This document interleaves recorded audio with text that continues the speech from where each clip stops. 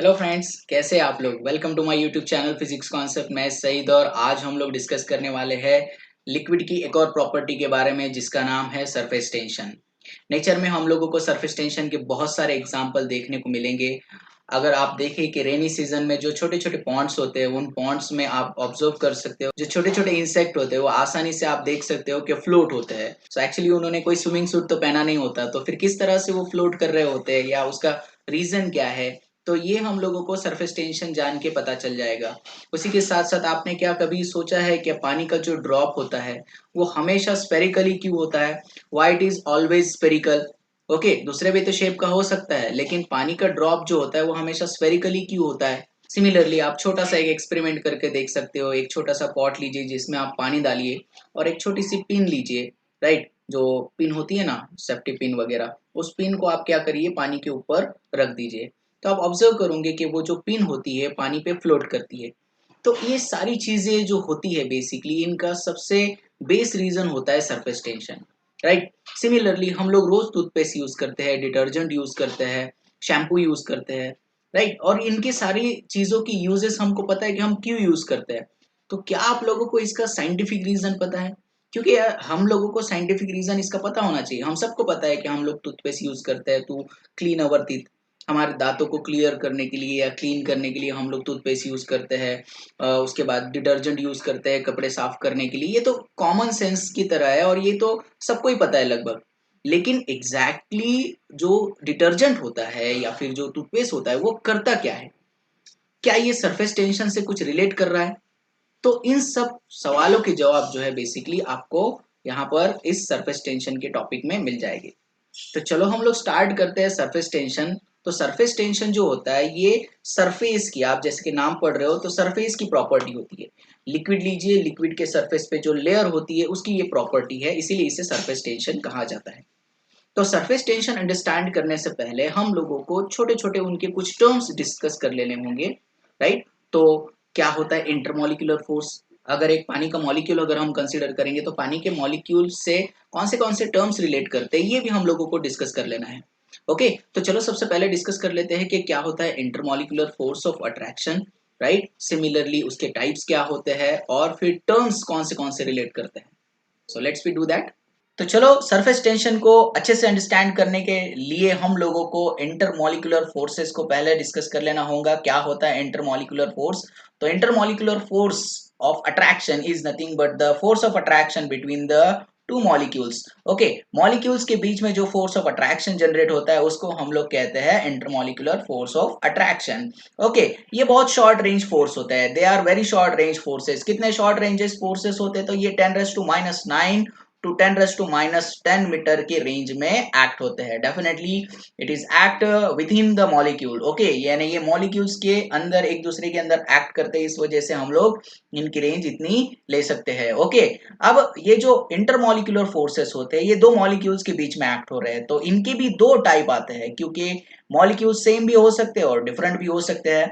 तो सबसे पहले अगर हम बात करें कोहेसिव फोर्स की, cohesive force is nothing but the force of attraction between the two molecules of the same substances।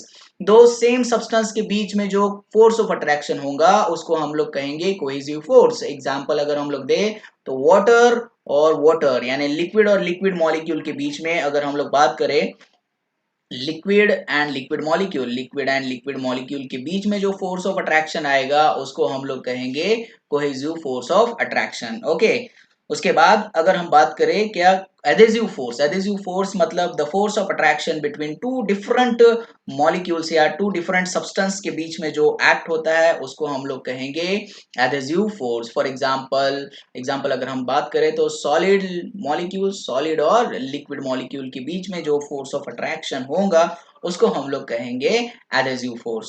तो इस तरह से कोहेसिव फोर्स और एडेसिव फोर्स ये दो फोर्सेस होते हैं इंटरमॉलिक्यूलर फोर्सेस। ओके, और इंटरमॉलिक्यूलर फोर्स हर मॉलिक्यूल के बीच में यानी दो मॉलिक्यूल के बीच में जो फोर्स एक्ट होता है उनको हम इंटरमॉलिक्यूलर फोर्स कहते हैं। ये दो टाइप के होते हैं, एक होता है कोहेसिव फोर्स जो कि सेम मॉलिक्यूल्स के बीच में एक्ट होता है या दो मॉलिक्यूल के बीच में एक्ट होता है जो कि सेम सब्सटेंस के होते हैं, दो मॉलिक्यूल्स के बीच में एक्ट होता है जो कि सेम सब्सटेंस के होते हैं।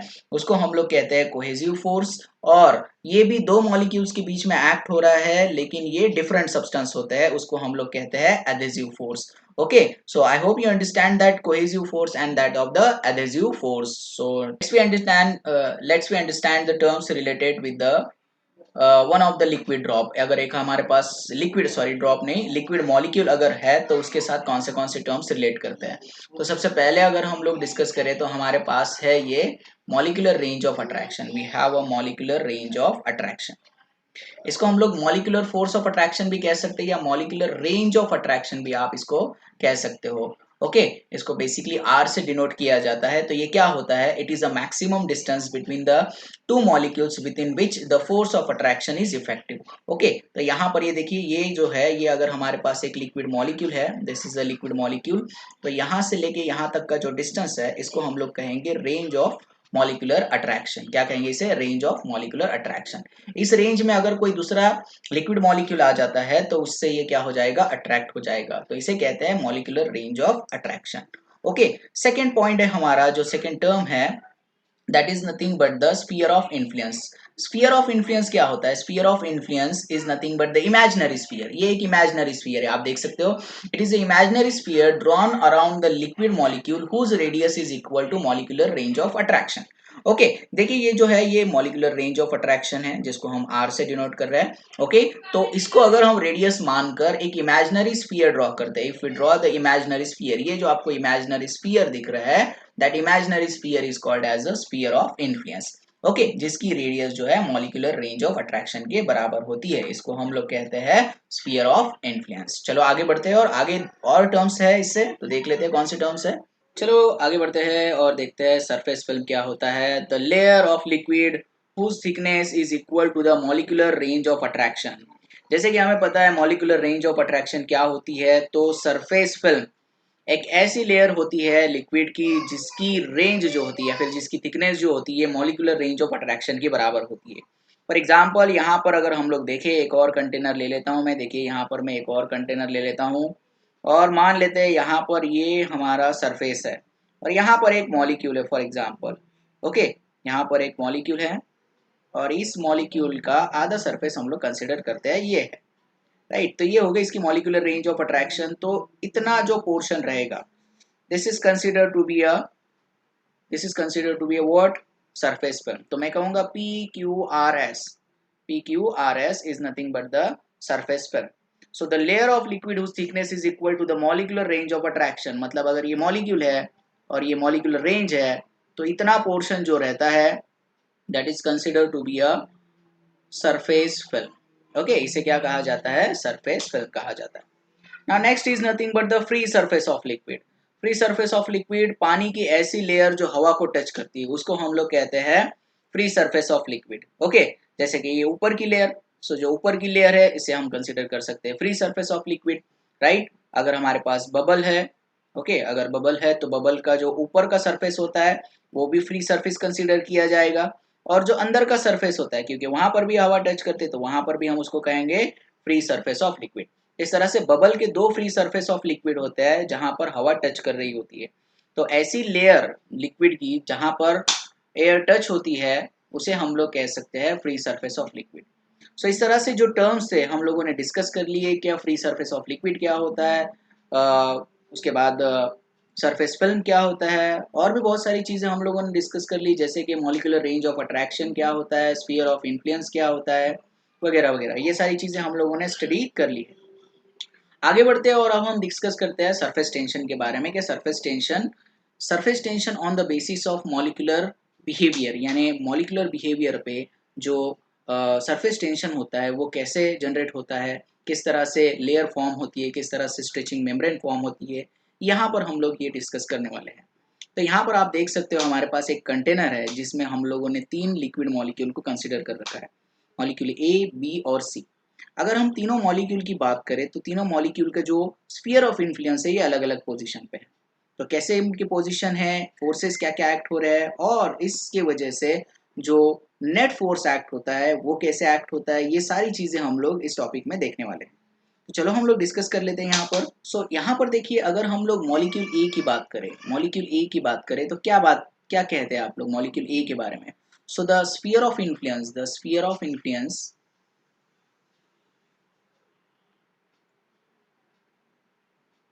Of A is completely inside the liquid. बराबर है, देखिए आप, ये इसका जो स्फीयर ऑफ इन्फ्लुएंस है ये कंप्लीटली क्या है, इनसाइड द लिक्विड है। Okay, so the net force acting on A is zero. Net force कितना होगा इसके ऊपर, जीरो होगा। ओके, ना अगर हम मॉलिक्यूल बी की बात करें, तो मॉलिक्यूल बी का जो मोस्ट ऑफ द पोर्शन है, यानी जो इसका ज्यादा स्फीयर ऑफ इन्फ्लुएंस का जो पोर्शन है वो लिक्विड के अंदर आपको दिखाई दे रहा है। यहाँ पर देखिए ये अंदर की तरफ ज्यादा है। So we can say that the molecule B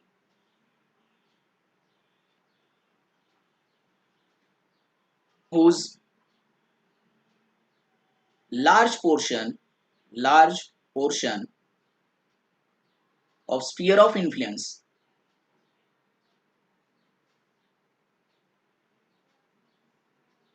inside the liquid and very small outside the liquid, right? सो इस हिसाब से अगर हम लोग देखें तो इसके ऊपर टोटल जो एक्ट हो रहा होगा या नेट फोर्स एक्ट हो रहा होगा, so the net force on B is in downward direction, है ना। बी के ऊपर भी जो फोर्स एक्ट होगा वो डाउनवर्ड डायरेक्शन में। ये तो ऑलरेडी मॉलिक्यूल ए अंदर की तरफ है, इनसाइड है। मॉलिक्यूल सी की अगर बात करें तो देखो यहाँ पर मैं मॉलिक्यूल सी जो है ये आधा आधा बताता हूँ, मतलब आधा अंदर है और आधा बाहर की तरफ है, आपको ऐसे कंसिडर करना है। सो इसका हाफ पोर्शन जो है इनसाइड है और हाफ पोर्शन जो है आउटसाइड है। मॉलिक्यूल सी के बारे में बात कर रहे हैं हम लोग। So for molecule C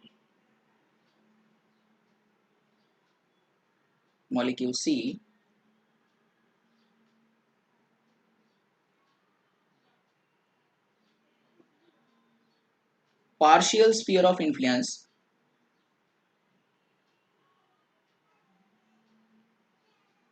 inside the liquid and partial outside,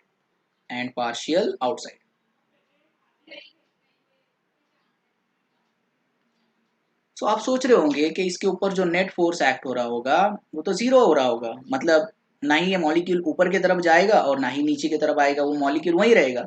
लेकिन ऐसा नहीं है। नेट फोर्स जो एक्ट हो रहा है, net force acting on C is in downward. ना अगर आप सोच रहे हो कि ये डाउनवर्ड कैसे है, तो देखिए हमें पता है कि यहाँ पर liquid molecules comparatively air molecule से ज़्यादा होंगे। तो यहाँ पर अगर हम लोग बात करें तो लिक्विड मॉलिक्यूल का जो कोहेसिव फोर्स होगा कंपैरेटिवली एडेसिव फोर्स से ज़्यादा होगा, और इस वजह से जो मॉलिक्यूल सी पे जो फोर्स एक्ट होगा वो डाउनवर्ड डायरेक्शन में एक्ट होगा। तो अगर हम तीनों मॉलिक्यूल के बारे में देखें तो molecule A already inside the liquid है, मॉलिक्यूल बी ये भी डाउनवर्ड डायरेक्शन में इसका नेट फोर्स एक्ट हो रहा है, और मॉलिक्यूल सी ये भी क्या जा रहा है, डाउनवर्ड डायरेक्शन में जा रहा है। इसका मतलब ये है कि अगर हमारे पास एक फ्री सरफेस ऑफ लिक्विड है तो इस फ्री सरफेस ऑफ लिक्विड में ऊपर के जो मॉलिक्यूल्स रहेंगे, सॉरी जो फ्री सरफेस ऑफ लिक्विड के जो मॉलिक्यूल्स है इनके ऊपर नेट जो डाउनवर्ड फोर्स एक्ट हो रहा है, नेट कौन सा फोर्स एक्ट हो रहा है, डाउनवर्ड फोर्स एक्ट हो रहा है। ओके, और नेट डाउनवर्ड फोर्स एक्ट होने की वजह से यहाँ पर ऊपर के जो मॉलिक्यूल्स रहेंगे वो क्या होते जाएंगे, कम होते जाएंगे, लेकिन एक पर्टिकुलर लिमिट तक कम होंगे, राइट। उसके बाद ये कम नहीं होंगे।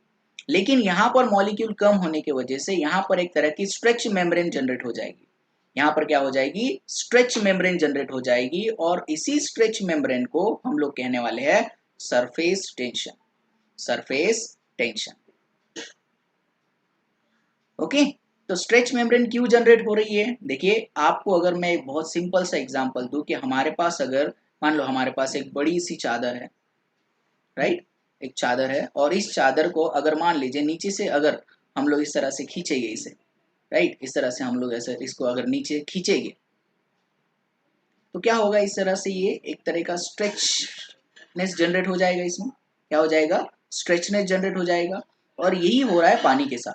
पानी के साथ भी क्या हो रहा है, नेट फोर्स जो है वो डाउनवर्ड डायरेक्शन में काम कर रहा है, इसीलिए यहाँ पर जो है एक तरह का फोर्स जो है, नेट फोर्स डाउनवर्ड डायरेक्शन में एक्ट हो रहा है, और इस वजह से ऊपर की जो सरफेस के मॉलिक्यूल्स रहेंगे वो कम हो जाएंगे, और यहाँ पर एक तरह की स्ट्रेच मेम्ब्रेन जनरेट हो जाएगी, और इसी स्ट्रेच मेम्ब्रेन को हम लोगों ने नाम दिया है सरफेस टेंशन। ओके, सो इस तरह से जो है मॉलिक्यूल्स, यानी यहाँ पर अगर हम लोग देखें तो सरफेस टेंशन एक हिसाब से सरफेस एरिया कम करने की प्रॉपर्टी है। मतलब यहाँ पर पानी क्या कर रहा है, अपने एरिया को मिनिमाइज करने की कोशिश कर रहा है, इसलिए ये मॉलिक्यूल्स नीचे की तरफ जाते हैं।